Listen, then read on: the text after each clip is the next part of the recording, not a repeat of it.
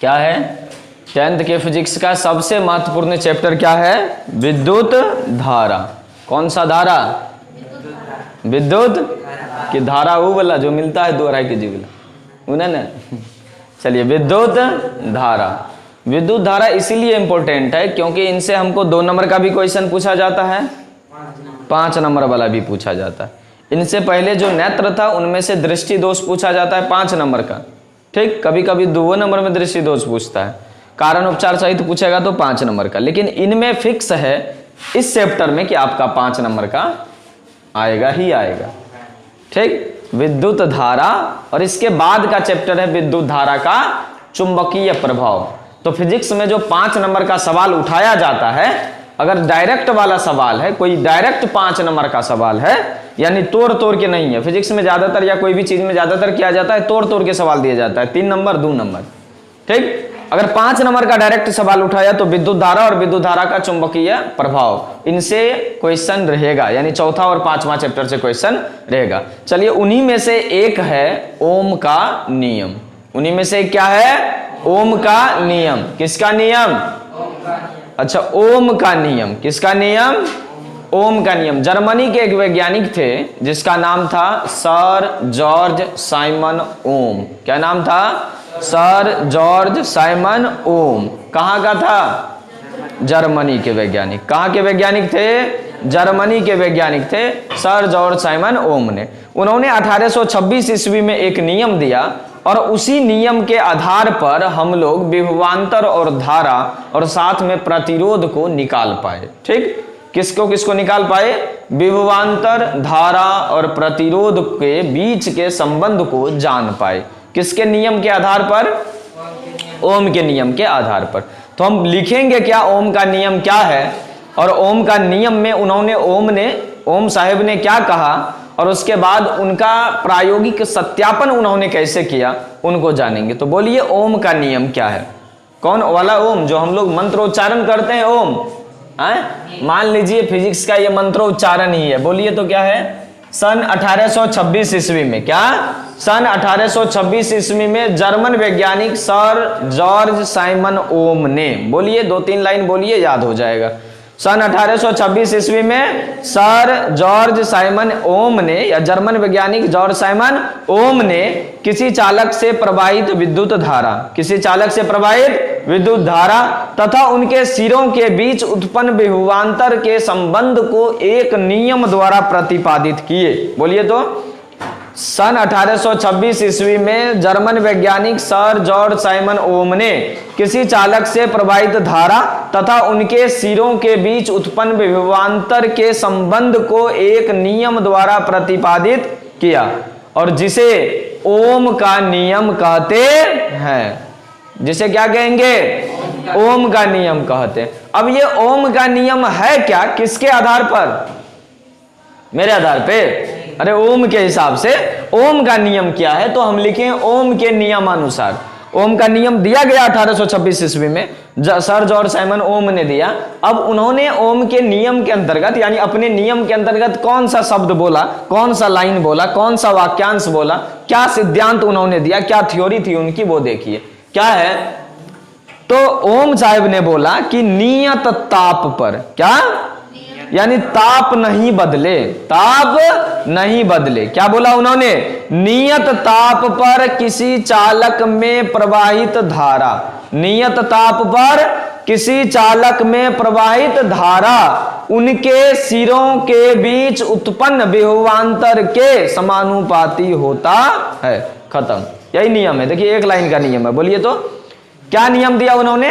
नियत ताप पर, क्या? नियत ताप पर किसी चालक में प्रवाहित विद्युत धारा उनके सिरों के बीच उत्पन्न विभवांतर के समानुपाती होता है। खत्म ना। मान लेते हैं धारा आई है और सिरों के बीच उत्पन्न विभवांतर भी है, तो भी समानुपाती आई, या आई समानुपाती भी। वही तो यहां लिखे हैं, आई समानुपाती भी। आई समानुपाती को हटाने के लिए, बराबर करने के लिए एक नियतांक का ही उपयोग किए हैं, कांस्टेंट लिए हैं। क्या है कांस्टेंट का नाम? आर। क्या नाम है? आर। तो आर यहां क्या है? एक नियतांक है। कांस्टेंट या नियतांक उनको कहते हैं जिनका मान रख दिया जाता है, जो एक बार वो हमेशा नियत रहता है, बदलता उदलता नहीं है। ऐसे मान चाहे आपको भौतिकी में मिले यानी फिजिक्स में मिले, मैथ में मिले, केमिस्ट्री में मिले, सब चीज में मिलने वाला है। ठीक, इनको कांस्टेंट कहते हैं हम लोग, नियतांक कहते हैं। तो आर यहाँ क्या है हमारा, नियतता पर चालक का प्रतिरोध है जो नियतांक है। तो आई बराबर क्या हो जाता है, V बटे आर, V बटे आर, या आर बराबर अगर हम यहां से निकालना चाहे तो आर बराबर हो जाएगा क्या, V बटे आई, V बटे आई नहीं हो जाएगा। या हम आई बराबर निकाले V बटे आर बराबर क्या हो जाएगा, V बटे आई। अब V बराबर क्या होगा, आई आर, V बराबर क्या हो जाएगा, आई इंटू आर नहीं हो जाएगा। तो हम तीनों सूत्र, इस सूत्र से तीनों निकाल दे रहे हैं। देखिए विभवांतर भी निकल रहा है, प्रतिरोध भी निकल रहा है, धारा का मान भी निकल रहा है, नहीं निकल रहा है। तो यही तो ओम साहब ने बताया। थोड़ा सा एक बार फिर से पढ़ते हैं, बोलिए। सन 1826 ईस्वी में जर्मन वैज्ञानिक सर्ज और साइमन ओम ने किसी चालक से प्रवाहित धारा तथा उनके सिरों के बीच उत्पन्न विभवांतर को क्या एक नियम द्वारा के संबंध को एक नियम द्वारा प्रतिपादित किया, जिसे ओम का नियम कहते हैं। ओम के नियमानुसार क्या बताया उन्होंने, नियत ताप पर किसी चालक में प्रवाहित धारा तथा उनके सिरों के बीच उत्पन्न विभवांतर एक दूसरे के समानुपाती होते हैं। खत्म ना। नियत ताप पर किसी चालक में प्रवाहित धारा विभवांतर के समानुपाती होगा, उनके सिरों के बीच उत्पन्न विभवांतर के समानुपाती होगा, आई समानुपाती भी। अब इनको उन्होंने प्रूव्ड कैसे किया, सत्यापित कैसे किया। तो ओम साहब ने क्या किया, और हम लोग चूंकि प्रूव्ड कर रहे हैं तो अपने हिसाब से लिखेंगे उसको। तो ओम साहब ने जो क्या किया, उन्होंने क्या, एक शुष्क सेल लिया ना, एगो बैटरी लिया छोटका, एक सेल वाला बैटरी ना, सिर्फ सेल लिया। उसके बाद एगो ए मीटर लिया, अच्छा ए मीटर धारा मापता है, सबको पता है। एक वोल्ट मीटर लिया जो विभवांतर मापता है, और एक स्विच लिया और एक नाइक्रोम का तार ले लिया PQ। ठीक, सब चीज हम लिख दिए। सबको लेकर एक परिपथ बनाया। कौन सा परिपथ, विद्युत परिपथ बनाया, और विद्युत परिपथ बनाया और स्विच ऑन किया। स्विच जैसे ही ऑन किए, ऑन करने के बाद देखे कि आई कहां मापेंगे हम, ए मीटर में ना, ए मीटर में देखे धारा का मान क्या है, फिर वोल्ट मीटर जाके देखे विभवांतर का मान क्या है। जो V का मान आया, जो I का मान आया, यानी V बटे I का मान जो आया उसको हम रख लिए, अलग करके रख लिए। एक सेल में ऐसा हम किए, फिर हम 2 सेल लगाए। ठीक, फिर हम V बटे I का मान निकाल के रखे, फिर 3 सेल लगाए, बारी बारी से 4 सेल, 5 सेल, 6 सेल, 7 सेल लगा के देखें V बटे I का मान कैसा आ रहा है। तो हम प्रत्येक स्थिति में यह पा रहे थे कि V बटे I का मान क्या आ रहा है, लगभग बराबर आ रहा है। क्या आ रहा है, बराबर आ रहा है, समान आ रहा है। क्या आ रहा है, समान आ रहा है। मतलब V बटे I है क्या, तो V बटे I है क्या, तो V बटे I है प्रतिरोध। क्या है, यानी चालक एक ही रहेगा अगर विभवांतर का मान ज्यादा होते भी जा रहा है ना, विभवांतर का मान ज्यादा हो भी रहा है, बैटरी ज्यादा लगा भी रहे हैं, तो हमारा प्रतिरोध का मान बदलने वाला नहीं है, प्रतिरोध का मान बदलने वाला नहीं है। तो इसीलिए तो प्रतिरोध को हम क्या लिखे हैं, नियतांक है, नियत है। क्या है, नियतांक है। यही तो प्रूव्ड किया गया है। अब ये भी कैसे प्रूव्ड साबित कर पाया, तो उन्होंने क्या किया ओम साहब ने, तो जो धारा है और विभवांतर है, यानी विभवांतर और धारा के बीच एक ग्राफ खींच दिया। क्या खींच दिया, ग्राफ खींचा। तो एक ग्राफ उन्होंने जब खींचा तो देखा V और I के बीच का ग्राफ हमेशा सरल रेखा में आ रहा है।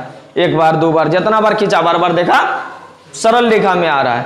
तो इससे यह साबित हो गया कि विभवांतर जो है वो सही में धारा के समानुपाती होता है, धारा के समानुपाती होता है। अब जो लिखे हैं इतना बड़ा उसको देखते हैं। क्या है बोलिए तो, एक शुष्क सेल, एक ए मीटर, एक वोल्ट मीटर, एक स्विच तथा एक नाइक्रोम के तार PQ को संयोजित करके एक विद्युत परिपथ बनाते हैं। इस तरह का एक विद्युत परिपथ बना दिए। बनाने के बाद स्विच S को ऑन करके विद्युत परिपथ में प्रवाहित धारा I ए मीटर में देखते हैं, और चालक PQ के बीच सिरों के बीच उत्पन्न विभवांतर V को वोल्ट मीटर में देखते हैं। देखकर दोनों को माप लेते हैं। अब बारी बारी से 2 cell, 3 cell, 4 cell, 5 cell, 6 cell लेकर परिपथ को जोड़ते हैं, और जोड़कर अलग अलग जोड़कर धारा I और विभवांतर V का पठन करते हैं और उसको लिखते हैं। और प्रत्येक स्थिति में हम देखते हैं V बटे I का मान क्या आ रहा है, बराबर आ रहा है। क्या आ रहा है, बराबर आ रहा है। तो तो यदि विभवांतर V को x अक्ष मान लिया जाए, धारा I को y अक्ष मान लिया जाए और V तथा I के बीच एक ग्राफ खींचा जाए तो प्राप्त ग्राफ हमेशा सरल रेखा में होता है। इससे यह प्रमाणित होता है कि विद्युत धारा I विभवांतर V के समानुपाती होता है। यानी कि अब हमको सिर्फ ग्राफ अगर हम खींच दें, यहां क्या खींच दें, ग्राफ खींच दें, तो ग्राफ हमेशा किस रेखा में होगा, सरल रेखा में होगा। किस रेखा में ग्राफ होगा, सरल रेखा में होगा। कौन सा ग्राफ सरल रेखा में होगा, V तथा I के बीच का ग्राफ। किसके किसके बीच ग्राफ खींचेंगे, V तथा I। V मतलब क्या, विभवांतर, ये है V और ये क्या है I, सॉरी विभवांतर और क्या I ना, धारा के बीच एक ग्राफ खींचे। ये ग्राफ किस रेखा में होगा, सरल रेखा में होगा। किस रेखा में, मान लीजिए 0 था, यहाँ 2 था, यहाँ 4 वोल्ट था, यहाँ 6 वोल्ट था, यहाँ 8 वोल्ट था। उसी तरह से यहाँ मान लीजिए यहाँ 1 एम्पियर की धारा उत्पन्न हुई, 2 एम्पियर की धारा, 3 एम्पियर की धारा, 4 एम्पियर की धारा। अब इस तरह से देखिए, इस तरह से करते जाइए, आपको पता चल जाएगा कि प्राप्त ग्राफ क्या हो रहा है। अरे क्या हो रहा है, सरल रेखा में हो रहा है ये ग्राफ। हो गया। तो V तथा I के बीच खींचा गया ग्राफ क्या आया, सरल रेखा में आया। इससे यह पता चलता है कि V किसके समानुपाती होता है, धारा I के समानुपाती होता है। यही था क्या, ओम का नियम। चलिए खत्म हो गया ओम का नियम।